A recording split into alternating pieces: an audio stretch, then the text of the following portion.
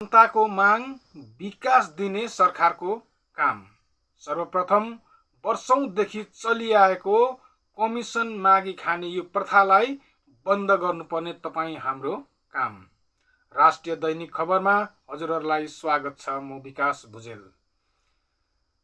जनताको समस्या र मागलाई सिरोपर गरेर समस्याको समाधान गर्न सरकारको जिम्मेवारी हो र यहाँ पुल, सडक, पिउने पानी, ठुल्ठुला भवन इत्यादि कामको लाइसेन्स हुने प्रथम, दोस्रो, तेस्रो, चौथो श्रेणीका लाइसेन्स भएका ठेकेदारहरूले उक्त कामको लागि बैंकमा गएर टिटिआर भर्न सक्छ आफ्नो लाइसेन्सको वर्ग हेरेर।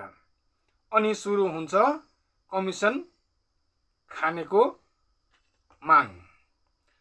पार्टी जस्तै पार्टी फन्ड, क्षेत्र एमएलए फन्ड, युथ कमिसन, चन्दा इत्यादि कुरोले सताउँछ ठेकेदारलाई। यसरी पानी जस्तै पैसा बगाएर गरेको काम, ठेकेदारले गरेको काम गुणस्तरीय हुन्छ भन्ने छैन र गुणस्तरीय हुँदैन। अर्को कुरा के छ भने आफ्नो लाइसेन्सको वर्ग हेरेर काम आफ्नो नाममा पार्छ, फसाउँछ।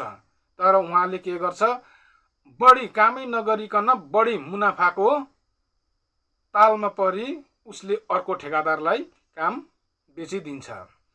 यसरी party fund, area MLA fund, youth percentage, चन्दा बिलोमा किनेर गरेको काम सही नहुन सक्छ।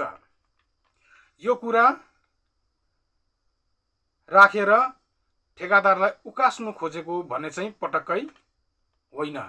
यदि ठेकेदारले लापरवाहीपूर्वक काम गरे, कानुन छ, उनलाई कानुनी कारबाही हामीले गर्नु सक्नु पर्छ र उहाँको लाइसेन्स पनि हामीले रद्द गर्नु सक्नु पर्छ, ताकि आफ्नो गाउँको काम विकास गुणस्तरीय होस्। यदि कामको निगरानी हामीले गर्नुपर्छ, कमिसनमा भुलिएर होइन, काम चाहिँ सही र बलियो हुनुपर्छ।